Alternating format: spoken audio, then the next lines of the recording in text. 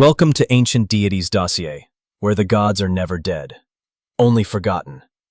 In this episode, we descend into flame and fire to meet the only Olympian who worked with his hands. They threw him from the sky, a god, rejected, deformed, crippled, unwanted. But Hephaestus did not shatter. He landed, and he built. In the smoke and flame of his forge, he took the pain of Olympus and hammered it into power. While Zeus thundered and Poseidon ruled the seas, it was Hephaestus who made their weapons, their thrones, their crowns. He was not the god of war, not the god of sky. He was the god of creation under pressure. And he proved that what's cast away might be the very thing holding heaven together. Hephaestus is the Greek god of fire, blacksmiths, and divine craftsmanship. Unlike the other Olympians, he wasn't born of beauty or thunder. He was born twisted, bent, imperfect. Hera, his mother, birthed him alone, without Zeus, but when she saw his deformed leg, she threw her son off Mount Olympus. He fell for a day and a night, but even in exile he found purpose.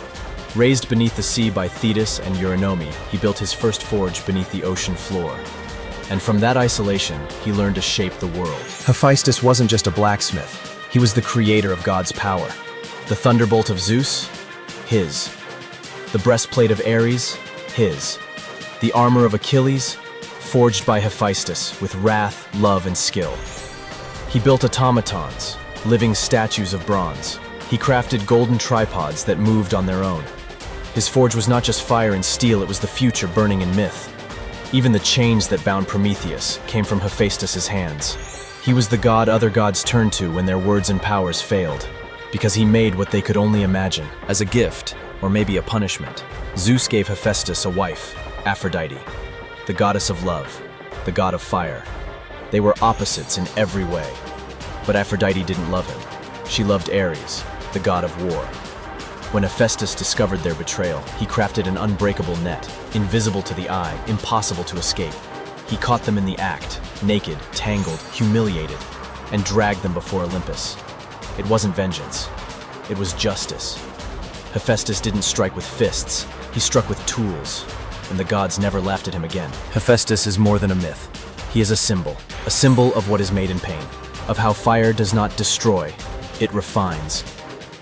He limped, but he walked taller than gods who flew. He was cast down, but he rose on the strength of his own creations. The forge is not a curse, it is a crucible. And Hephaestus shows us that the broken do not bow, they build. Hephaestus does not vanish with Greece. He becomes Vulcan in Rome, god of volcanoes, of fire within the earth. In Norse myth, we hear echoes of him in the dwarves Sindri and Brokkr, master smiths who forge Mjolnir, Thor's hammer. In Hermetic alchemy, the forge becomes the soul's laboratory. And in every craftsman, artisan, builder, sculptor, and smith, there burns the spirit of Hephaestus. Every spark that flies from iron carries his name.